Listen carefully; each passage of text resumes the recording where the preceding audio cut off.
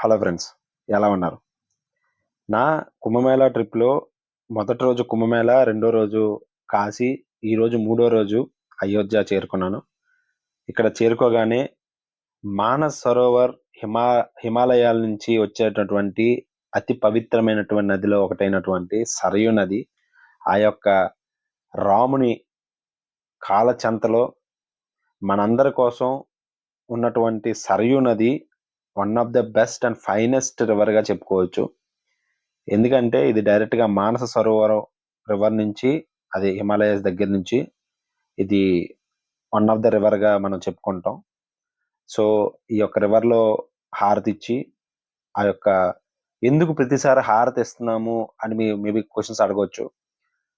మనము గంగా మాత అంటాం. సో, మన యొక్క తల్లిని మనం ఆల్రెడీ ఎళ్లి మన యొక్క అంటే మనం తప్పు చేశామా, రైట్ చేశామా అది వేరేది గానీ, మన హిందూ సాంస్క్రిట్‌లో అంటే మన హిందీ స్పిరిట్స్‌లో ఉన్నటువంటి ఏంటంటే, ఆహ్, ఏదైనా మహాపుణ్యక్షేత్రాలకెళ్ళేటప్పుడు ఆహ్, అక్కడున్నటువంటి రివర్స్‌లో మనం స్నానం ఆచరించడం వల్ల అంతవరకు మనకున్నటువంటి పాపాలు కానీ, లేదా మనలో ఉన్నటువంటి అన్‌వాంటెడ్ థింగ్స్ అన్నీ గూడా మన బాడీలో ఉన్నటువంటి, మైండ్‌లో ఉన్నటువంటి ఏదైనా సరే, ఆ యొక్క వాటర్‌లో పోతాయి అనే దీని మీద చాలామంది ఇవన్నీ మన హిందూ కల్చర్‌లో ఉన్నటువంటి ఒక అద్భుతమైన పాయింట్స్ ఇవన్నీ కూడా. అంటే వాటర్‌ని పూజించడం, చెట్టుని పూజించడం. Really I I'm mad at Hindu. చాలామంది అది ఎలాగనుకుంటారో మనకు తెలీదు గానీ, మనకి మన పూర్వీకులు ఇచ్చినటువంటి నిజంగా ఈ యొక్క ఇటువంటి అన్నీ గూడా అందరూ అరాచకం ఏమంటారది ఇవన్నీ రాంగు, తప్పు, ఇవన్నీ ఏంటంటే మూఢనమ్మకాలు అని అంటారు గానీ, ఐ బిలీవ్ ఇవన్నీ కూడా మన యొక్క అంటే మన చుట్టూ ఉన్న ప్రతి దాన్ని గౌరవించాలి. మనకున్న దాన్ని పూజించాలనేది ఎప్పుడు గూడా నేను ఎప్పుడు ప్రౌడ్‌గా ఫీల్ అవుతూనే ఉంటాను. సో, ఆ యొక్క సరయూ నదిలో స్నానం చేసి, మన కింగ్‌డమ్, మన రాజ్యం, మన హిందువులకి ఓన్ రాజ్యం. అంటే మన హిందువుల రాజ్యమైనటువంటి అయోధ్యకు అడుగుపెట్టాను. ఇప్పుడు అయోధ్యలో ఆ రాముడు కొలువై ఉన్నటువంటి అంటే బాలరాముడిని దర్శించుకోబోతున్నాను. మన హిందూలో ప్రతి ఒక్కళ్ళు గూడా అయోధ్య రావాలి. అయోధ్య గడ్డ మీద ఉన్నటువంటి మన యొక్క పురాతనమైన కట్టడాలను గాని, ఇక్కడున్నటువంటి ఆ రాముని విగ్రహాన్ని గాని, ఆ హనుమాన్ టెంపుల్ గాని మీరు ఒక్కసారైనా సరే విజిట్ చేయాలి. మీ జీవితాన్ని ధన్యం చేసుకోవాలి. ఇక్కడ మీరు ఎక్కడ చూసినా సరే ఆ ఆంజనేయ స్వామి ఆహ్, కోతుల రూపంలో ఆంజనేయ స్వామి ఈ యొక్క మంకీస్ రూపంలో మీకు కనబడుతూనే ఉంటారు. అంత మహత్యం ఎక్కడ మీరు ఈ ఇల్లు, షాపు ఎక్కడికైనా ఎళ్ళండి. రామ, రామ, రామ అనుకుంటూ ఆ యొక్క మంకీస్ ఏదైతే ఉంటాయో నిజంగా ఆ యొక్క ఆంజనేయ స్వామి అడుగడుగునా మనకి ప్రొటెక్ట్ చేస్తూ లేదా అడుగడుగునా మనకి ఆయన యొక్క ఇవి చూపిస్తాడని చెప్పాలి. ఇక్కడ మీరు చూసారంటే అయోధ్యలో ఎక్కడ చూసినా సరే, ఇప్పుడైతే రామాలయం కట్టారు గానీ, దీనికి సంబంధించి అయోధ్యలో చాలా రామాలయాలు గానీ మీకు కనబడుతూనే ఉంటాయి. మీరు అయోధ్యలో ఒక్క టెంపుల్ అని కాదు. మీరు ఎక్కడ ఒక్కొక్క వీధికి ఒక్కొక్క రామాలయం. ఒక్కొక్క వీధికి ఒక్కొక్క రాముడు విగ్రహం, అమ్మవారి సీతాదేవి విగ్రహం, రాముడు పట్టాభిషేకం విగ్రహం. అలాగే ఇళ్ళల్లో కూడా మీకు ఇళ్ళలను కూడా మీరు రాముడు మందిరాలుగా చేశారు. అంతా అసలు అయోధ్య నిజంగానే ఆ యొక్క రాముడు మనకు ప్రతి దగ్గర కనబడుతూ ఉంటాడు. కాకపోతే అయోధ్య వచ్చిన ప్రతిసారి గూడా ప్రతి ఒక్కళ్ళు గూడా ఫస్ట్ హనుమాన్ టెంపుల్‌కి వెళ్ళాలి. హనుమాన్ టెంపుల్‌కెళ్ళిన తర్వాతే అప్పుడు రామ మందిరంకెళ్ళాలనేది ఒక ఇదుంది. సో, ఫస్ట్ నేను హనుమాన్ దర్శనం కోసం దగ్గర దగ్గర మేమెళ్ళేది కుంభమేళ టైంలో గాబట్టి రైల్వే స్టేషన్ నుంచి హనుమాన్ టెంపుల్‌కి దగ్గర దగ్గర ఒక 6, 7 కిలోమీటర్లు నడుచుకొని ఎళ్ళాల్సొచ్చింది. By walk. నాకు తెలిసి 7, 8 అంటే నాకు తెలిసి 7, 8 కిలోమీటర్స్ ఉంటది రైల్వే స్టేషన్ నుంచి అక్కడికి. మొత్తం బ్లాక్ చేశారు. కొన్ని కోట్ల మంది జనాలు ఆ యొక్క రాముడికి, హనుమంతుడికి, బాలరాముడి దర్శనం కోసం కొన్ని కోట్ల మంది తండోపతండాలుగా వచ్చి, ఆ రాముని దర్శనం కోసం అసలు ఎంత నడుస్తున్న ముసలోళ్ళు, ముతకోళ్ళు, కాళ్ళు చేతులు లేనోళ్ళు అంతా కష్టపడుతూ కూడా ఆళ్ళ ఫేసుల్లో స్మైల్ అసలు బాధనేది లేకుండా నడుచుకుంటూ కొన్ని కోట్ల మంది ఎళ్ళడం నిజంగా జై శ్రీరామ్ అని పలుకుతూ, ఆ యొక్క జై శ్రీరామ్, జై శ్రీరామ్, జై శ్రీరామ్, జై శ్రీరామ్ అనుకుంటూ ఎళ్తుంటే, ఒళ్ళు మొత్తం ఒక విధమైనటువంటి వైబ్రేషన్ వచ్చిందనే చెప్పాలి. కొన్ని సంవత్సరాలకు ముందు ఇక్కడ జై శ్రీరామ్ అంటే తప్పు, జై శ్రీరామ్ అంటే కొట్టేవారు, జై శ్రీరామ్ అంటే జైల్లో పెట్టేవారు. ఎందుకంటే ఫస్ట్ మిలీనియం బీసీలో ఈ యొక్క భూమి మీద, ఈ యొక్క భూమి మీద, ఈ యొక్క అయోధ్యలో ఆ రాముడు పుట్టి, ఆ రాముడు దశరథులు, ఆయన రాముడు గారు, అలాగే రాముడి యొక్క పిల్లలు, అలాగే చాలా వాళ్ళ తర్వాత తరాలు కూడా ఈ యొక్క అయోధ్య నుంచి పరిపాలించారని మన స్క్రిప్ట్స్ అన్ని చెప్తూ ఉంటాయి. అలాంటిది ఎప్పుడైతే మన కాశీలో ఆ దురాక్రమణలు చేసి టెంపుల్స్ ని స్మాష్ చేసి అక్కడ హిందుత్వ లేకుండా చేయాలనుకున్నారు, ఇక్కడ ఆల్రెడీ చేసేసారన్నమాట. ఎవరు యొక్క మతోన్మాది యొక్క శక్తులు, అంటే ఎప్పుడు ఇండియాలో అన్ని మతాలను సమానంగా చూసే ధర్మం మనదైతే హిందూ ఉండకూడదు, క్రిస్టియానిటీ ఉండకూడదు, లేదా మనమే అంతా ఉండాలి, లేదా ముస్లింకి హిందూకి తగులు పెట్టి వాళ్ళ కుట్టేలా చేయాలనుకొని వేరే దేశాల నుంచి వచ్చి మహమ్మదీయులు అవనియండి, ముసల్మాన్లు అవని అందరం కూడా వేరే దేశాల నుంచి మన దేశాన్ని విడగొట్టి మన యొక్క టెంపుల్స్ మీద ఎలాగ పడితే అలాగ ఇరగొట్టాలి, వీళ్ళు గొడవలు పెట్టాలి, మధ్యలో మనం హ్యాపీగా ఉన్నదంతా దోచుకుపోవాలి. వాళ్ళు అదే చేశారు. అలాగే 1528-29 మధ్యలో మిర్బాకి అనే ఒక క్రూరుడు ఈ యొక్క మొఘల్ చక్రవర్తి మాట బాబరు ఎవరైతే ఉన్నాడో వీళ్ళందరికీ కమాండెంట్ ఉండి, ఈ యొక్క మొఘల్ చక్రవర్తిలో బాబర్ మరియు మిర్బాకి వీళ్ళిద్దరే పెద్ద కుట్ర పన్ని మొత్తం ఇక్కడ ఉన్నటువంటి రామాలయాలు గాని, రాముని యొక్క మందిరాన్ని గాని ఏ టు జెడ్ అండి, అయోధ్యలో ఉన్నటువంటి దేన్ని కూడా ఉంచకుండా తునకలు చేసి అసలు అక్కడ టెంపుల్ ఉందని కూడా మొత్తం తీసేసి బాబ్రీ మసీద్ అని కట్టడం జరిగింది. సో చాలా మంది వేరే వేరే దేశాల నుంచి అంతకు ముందు అంతకు తర్వాత ఇదేంటి ఇది ఇప్పుడు ఎలాగ ఉంది అప్పుడు ఎలాగ ఉంది అని చెప్పేసి చాలా మంది అనుకున్న ఉన్నది కూడా ఉంది. సో ఎప్పుడైతే బాబ్రీ మసీద్ అక్కడ కట్టి కొన్ని సంవత్సరాల తర్వాత అలాగే తిప్పిన తర్వాత ఫైనల్ గా చాలా మంది వాళ్ళ త్యాగాలు, చాలా మంది దాని మీద పోరాటాలు, రామ మందిర్ ట్రస్ట్ గాని చాలా మంది కొన్ని వందల సంవత్సరాలు బట్టి దీని మీద స్ట్రగుల్ అయ్యి కోర్టులు తిరిగి ఇది నా రాముడి భూమి, నా రాముడికి ఇల్లు ఉండాలనే దీంతో కష్టపడి మరి ఈ యొక్క రామ మందిరాన్ని ఈ రోజు మన భారతదేశానికి అంకితం ఇవ్వడం జరిగింది. 2000 శతాబ్దంలో మనకంటూ ఒక ఇల్లు, మనకంటూ ఒక రాజ్యాన్ని మన దేశంలో మనం సంపాదించుకోవడమని ప్రౌడ్ గా ఫీల్ అవ్వాలి. సో ఇప్పుడు మీరు చూస్తున్నారు కదా, ఇదే రామ మందిరం ఎంట్రన్స్ ఎంత బాగా కట్టారని మన కళ్ళు చెదిరిపోతాయి అనమాట, అలాగ ఉన్నాయి రామ మందిరం మొత్తం కూడా. కాకపోతే కుంభమేళా కాబట్టి అందరూ మొబైల్స్ ఇవన్నీ సెక్యూర్ చేయలేరు కాబట్టి అందరిని అలౌ చేయడం జరిగింది, మొబైల్స్ కూడా అలౌ చేశారు. ఈ యొక్క వీడియోలో మీకు మా రామ మందిరం ఎంట్రన్స్ నుంచి లోపల కూడా చూపిస్తున్నాం. ఇక్కడ మేము మందిరం మొత్తం చూపిస్తున్నాం, లోపల కూడా చూపిస్తున్నాం అని మీ మీద రాంగ్ గా తీసుకెళ్లదని కాదండి. యాక్చువల్ గా కుంభమేళా టైంలో మొత్తం అందరికి మొబైల్ వదిలేశారు. సో అందుకని చెప్పి అందరు కూడా ఈ యొక్క అసలు మన హిందూయిజంలో ది బెస్ట్ ఫైనెస్ట్ టెంపుల్ ఇది కాబట్టి, అలాగే రామ మందిరం అనేది మనందరికి ఒక ఎమోషన్ కాబట్టి ప్రతి ఒక్కరు కూడా వీడియోలు తీసి వాళ్ళ సేవ్ చేసుకోవడం జరిగింది. అలాగే మేము కూడా తీసి యూట్యూబ్ లో పెట్టడం జరుగుతుంది, దయచేసి మమ్మల్ని తప్పుగా అనుకోకండి. సో రామ జన్మభూమి ఏదైతే కోర్టు నుంచి అప్రూవల్ వచ్చి సుప్రీంకోర్టు కూడా క్లియరెన్స్ ఇచ్చిందో అప్పుడు 2020 మార్చిన శ్రీ నరేంద్ర మోడీ గారు దీనికి భూమి పూజ చేసి ఫౌండేషన్ వేయడం కూడా జరిగింది 5 ఆగస్టు 2020ని. అక్కడి నుంచి ఇప్పటి వరకు కడుతూనే ఉన్నారు. సో చాలా చాలా దేశాల నుంచి, చాలా రాష్ట్రాల నుంచి ఆ యొక్క స్టోన్స్ కానీ డిఫరెంట్ ఐటమ్స్ కానీ తెచ్చి బిల్డ్ చేసి చాలా చాలా చాలా బాగా కట్టడం జరిగింది అనమాట. ఇంతమంది ఇన్ని సంవత్సరాలు కష్టపడినటువంటి మన అయోధ్య రాముడి టెంపుల్ ఎలా ఉంటది, ఎలా కడతారు, ఈ యొక్క జనరేషన్ లో టెక్నాలజీ వాడి లేదా ఇప్పుడు ఉన్నటువంటి డిజైన్స్ లో కడతారేమో అని భయపడ్డారు. కానీ మనకి హిందూ కల్చర్ కి అలాగే మన ఆన్సెస్టర్స్ నుంచి వచ్చినటువంటి చాలా చాలా గ్రంథాల్లో గాని లేదా మన వేదాల్లో గాని ఏవైతే ఆ యొక్క డిజైన్స్ ని మెన్షన్ చేశారో ఆ డిజైన్స్ కి అసలు ఎటువంటి తగ్గకుండా చాలా బాగా కన్స్ట్రక్షన్ అనేది చేయడం జరిగింది.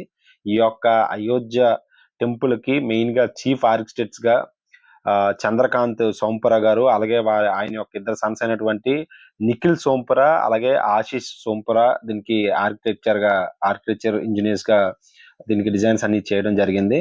అలాగే మెయిన్ యొక్క డిజైన్ అడ్వైజర్స్ గా, అంటే ఓన్లీ వీళ్ళు కాకుండా ఐఐటి గౌహతి నుంచి, ఐఐటి చెన్నై, బొంబాయి, అలాగే ఎన్ఐటి సూరత్, అలాగే రూర్కీ సెంట్రల్ బిల్డింగ్ రీసెర్చ్ వాళ్ళ యొక్క రూర్కీ వాళ్ళు, అలాగే నేషనల్ జియో రీసెర్చ్ వాళ్ళు హైదరాబాద్ వాళ్ళు, అలాగే national institute of rock mechanics అంటే ప్రపంచంలో ఎటువంటి రాక్స్ ఉంటాయి, ఏది ఏది ఎలా డిజైన్ చేస్తే బాగుంటది, అది ఎన్ని ఇయర్స్ బాగుంటది, ఎన్ని ఇయర్స్ వాటి లైఫ్ ఉంటది, అన్నిటి మీద రీసెర్చ్ చేసేటటువంటి rock mechanic national institute of rock mechanics వాళ్ళు కూడా ఇందులో ఇన్వాల్వ్ అయ్యి ఎటువంటి రాక్స్ వాడాలి, ఇది ఈ రాక్ వాడితే మనకి ఇన్ని సంవత్సరాలు ఇది వస్తుంది, ఇటువంటి చాలా రీసెర్చ్ చేసి ఈ యొక్క కన్స్ట్రక్షన్ అనేది, ఈ యొక్క డిజైన్ అనేది వీళ్ళందరూ కలిసి చాలా గ్రాండ్ గా చేయడం అయితే జరిగింది. దాంతో పాటు దీనికి మెయిన్ కన్స్ట్రక్షన్ కంపెనీ అయితే ఎల్ఎన్టీ. మన అందరికి తెలుసు ఎల్ఎన్టీ ఎంత పెద్ద కంపెనీ అనేదో. ఎల్ఎన్టీ వాళ్ళ యొక్క కన్స్ట్రక్షన్ మేజర్, అంతే మొత్తం కన్స్ట్రక్షన్ కూడా వీళ్ళ చేతుల మీద నుంచి జరిగింది. అలాగే దీని యొక్క ప్రాజెక్ట్ ఏదైతే దీనికి సంబంధించినటువంటి కన్సల్టెన్సీ అంతా కూడా అంటే దీనికి సంబంధించినటువంటి ఇంటర్నేషనల్ డిజైన్స్ కానీ, దాని అప్రూవల్స్ కానీ, అంటే మీకు తెలిసి ఉంటుంది కదా డిజైన్ చేయాలి, దానికి డ్రాఫ్ట్స్ కానీ, మోడిఫికేషన్స్ కానీ, దానికి అంతా కంప్యూటరైజ్ డిజైన్ చేయాలి, దానికి సంబంధించిందంతా టాటా కన్సల్టెన్సీ వాళ్ళు, టాటా కన్సల్టెన్సీ ఇంజనీర్స్ లిమిటెడ్ అనేది దీన్ని డీల్ చేయడం జరిగింది.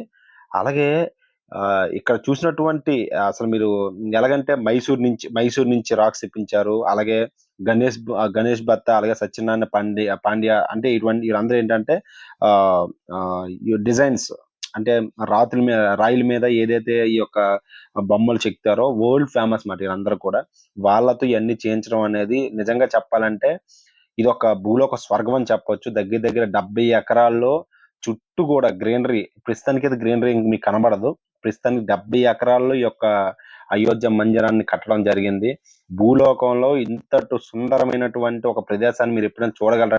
ఇది మొత్తం టెంపుల్ దగ్గర దగ్గర ఒక 3 ఫ్లోర్స్ కింద కన్స్ట్రక్షన్ చేయడం జరిగింది. టోటల్ అరౌండ్ 392 పిల్లర్స్ తో దీన్ని లేపి దగ్గర 44 to 50 డోర్స్, ఈ యొక్క మొత్తం చుట్టుపక్కల మొత్తం డోర్స్, ఎంట్రన్స్, ఎగ్జిట్ అన్ని కలిపి 44 డోర్స్ వరకు ఉండొచ్చు అని చెప్పేసి జరిగింది. యాక్చువల్లీ దీని భూమి పూజ ఏమొచ్చి 2020 ఆగస్ట్ 5 జరిగింది. ఇనాగ్రేషన్ మాత్రం 2025లో జరిగింది. మీ అందరికి తెలిసిందే. మన ప్రధానమంత్రి నరేంద్ర మోడీ గారు, అలాగే చాలా మంది డెలిగేట్స్ నేషనల్ ఇంటర్నేషనల్ మొత్తం అందరూ వచ్చి 2024లో గ్రాండ్ ఇనాగ్రేషన్ చేశారు. నిజంగా ఇక్కడ మీరు చూస్తున్నారు, అసలు మీరు మన సినిమాల్లోని ఏదో 3D ప్రింటింగ్ లో చూడడమే తప్ప రియల్ గా ఇటువంటి సుందరమైనటువంటి ఇంత ఇంటర్నేషనల్ లెవెల్ కాకుండా, అంటే మనం అప్పుడు మహాభారతం, రామాయణం కథలు వినడమే గాని, ఏదో సినిమాల్లో ఆ డిజైన్ చూపించారు గాని, ఇక్కడ రియల్ గా రామ రాజ్యాన్ని, ఆ యొక్క రాముని ఆ రాజ్యాన్ని మన ముందుకు కల్లారా చూడడానికి మాత్రం ఈ టెంపుల్ 2 కాళ్ళు సరిపోవండి. ఆ డిజైనర్ గాని, ఆర్కిటెక్చర్ గాని మీరు వచ్చారంటే అసలు ఇక్కడ నుంచి కొన్ని కోట్ల మంది రోజు కొన్ని, నాకు తెలిసి లక్షల నుంచి కోట్ల మంది టెంపుల్ నుంచి ఎంట్రీ ఎగ్జిట్ అవుతారు. కానీ ప్రతి ఒక్కరు కూడా ఇక్కడ వచ్చిన తర్వాత జై శ్రీరామ్, జై శ్రీరామ్, జై శ్రీరామ్ అని నిజంగా ప్రాణప్రతిష్ఠ ఎప్పుడు అన్నారో, కానీ ఎంతమంది భక్తులు లోపలికి వచ్చిన తర్వాత వారి నోటితో జై శ్రీరామ్ అంటూ ఆ యొక్క నినాదాలతోనే ఈ యొక్క ప్రతిష్ఠ అనేది ఈ రామ మందిరానికి జరిగిందని నేనైతే అనుకుంటున్నాను. నేనైతే స్టార్టింగ్ ఎంట్రన్స్ నుంచి ఎగ్జిట్ అయినంత వరకు ఆ బాలరాముణ్ణి జై శ్రీరామ్, జై శ్రీరామ్ అని నోరు పెక్కలించుకుంటూ మొత్తం ఎక్కడ లేనటువంటి ఉద్వేగంతో ఆ రాముని స్మరించుకుంటూ వెళ్ళడం జరిగింది. నిజంగా మనందరం కూడా ఈ టెంపుల్కి వెళ్ళి మీరు ఎగ్జిట్ అవుతుంటే అసలు ఎందుకు వెళ్తున్నామా స్వామి, నన్ను ఎక్కడ ఉంచు అని ఒక ఇది మాత్రం మీ అందరిలో కలుగుతుంది. మీరు కూడా ఈసారి మీ ఫ్యామిలీతో, మీ ఫ్రెండ్స్ తో ఎట్టి పరిస్థితుల్లో కూడా ఒక్కసారి ఈ యొక్క టెంపుల్ విజిట్ చేయండి. జీవితంలో ఎప్పటికీ కూడా మనకి మర్చిపోయినటువంటి ఒక అనుభూతి మాత్రం కన్ఫర్మ్ గా ఈ టెంపుల్ ఇస్తుంది.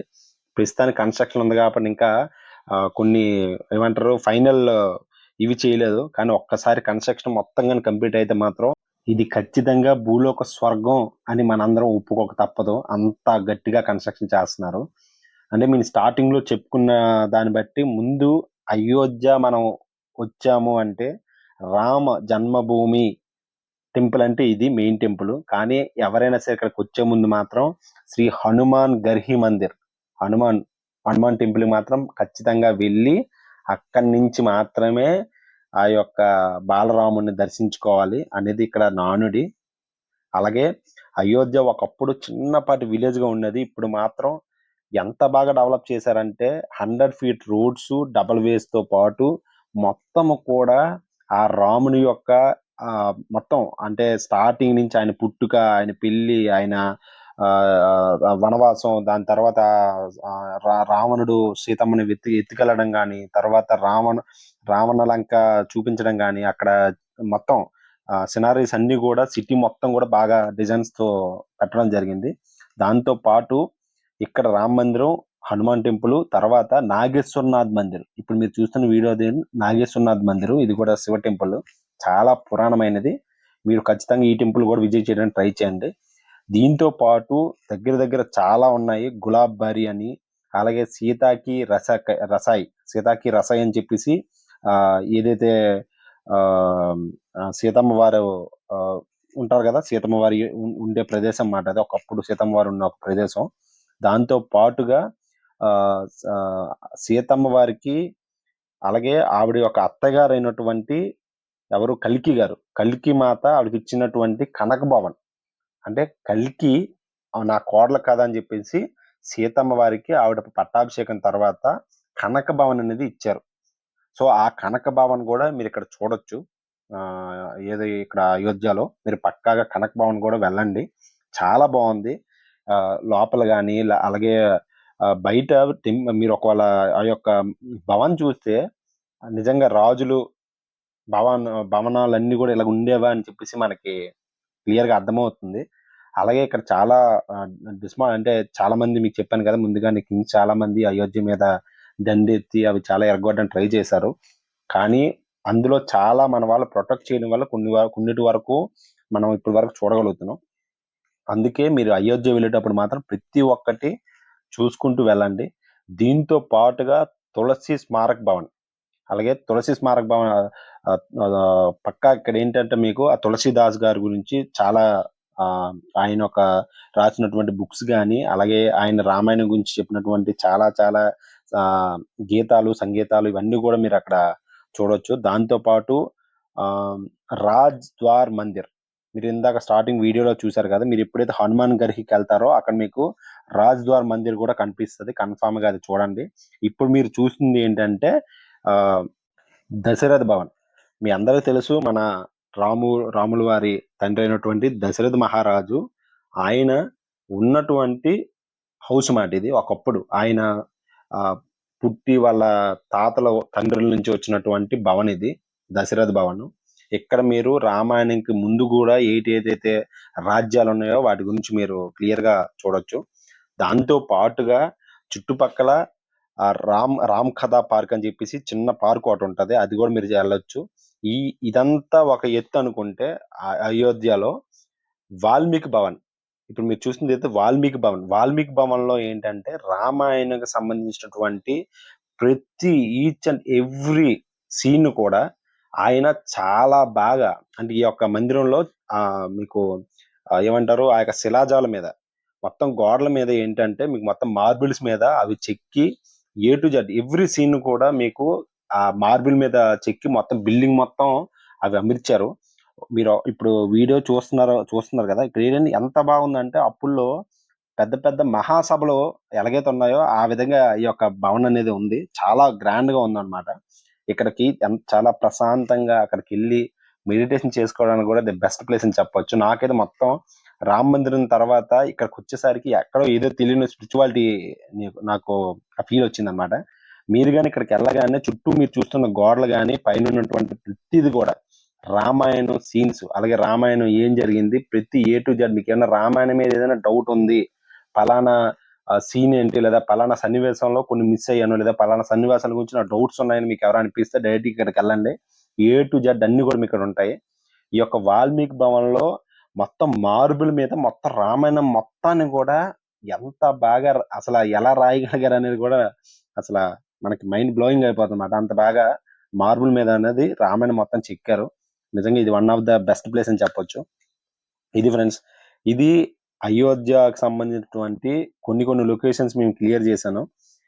మా వీడియో మీకు నచ్చితే దయచేసి మీరు మా ఛానల్ సబ్స్క్రైబ్ చేయండి, మీ ఫ్రెండ్స్ అండ్ ఫ్యామిలీకి షేర్ చేయండి. ఈ యొక్క ట్రిప్ లో మీకు ఏమైనా డౌట్స్ ఉన్నా సరే మెసేజ్ చేయండి. అలాగే ఇందులో మా ఏమైనా తప్పు చెప్పినా సరే మమ్మల్ని క్షమించండి.